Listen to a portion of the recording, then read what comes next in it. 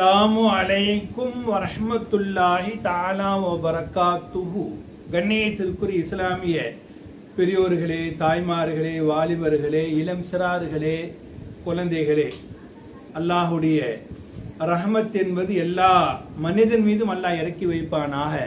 கண்ணியத்திற்குரியவர்கள் நபிகள் நாயகம் ஸல்லல்லாஹு அலைஹி வஸல்லம் கூறினார்கள், ஒரு மனிதனுக்கு 3 விஷயங்கள் கிடைக்கப்பெறும் என்று சொன்னால் அல்லாஹ்வுடைய மிகப்பெரிய ஒரு பாக்கியம், அல்லாஹ்வுடைய மிகப்பெரிய ஒரு அருட்கொடை. என்ன 3 விஷயங்கள்? முதலாவதாக நபிகள் நாயகம் ஸல்லல்லாஹு அலைஹி வஸல்லம் கூறுகின்றார், முதலாவது நல்ல வீடு. அந்த வீடு வாடகையா இருந்தாலும் சரி, சொந்தமா இருந்தாலும் சரி, நல்ல வீடு.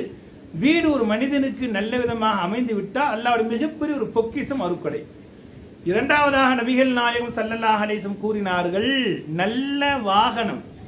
அது கோவேரி கழுதியாக இருந்தாலும் சரி, குதிரையாக இருந்தாலும் சரி, ஒட்டகமாக இருந்தாலும் சரி, ஒரு சாதாரண சைக்கிளாக இருந்தாலும் சரி, 2 சக்கர வாகனங்களாக இருந்தாலும் சரி, அல்லது 4 சக்கரம் காராக இருந்தாலும் சரி, நல்ல வாகனம் ஒரு மனிதனுக்கு அமைந்து விட்டால் அது அல்லாஹ்வின் மிகப்பெரிய பொக்கிஷம் என்பதாக ரசூலுல்லாஹி ஸல்லல்லாஹு அலைஹி வஸல்லம் கூறுகிறார்கள். மூன்றாவதாக நல்ல மனைவி.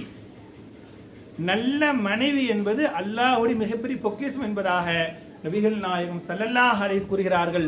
3 பொக்கிஷத்தை பெரிய தௌஃபீக் வல்ல ரஹ்மான் நம் அனைவருக்கும் தருவானாக. அஸ்ஸலாமு அலைக்கும் வரஹ்மத்துல்லாஹி தஆலா வபரகாத்துஹு.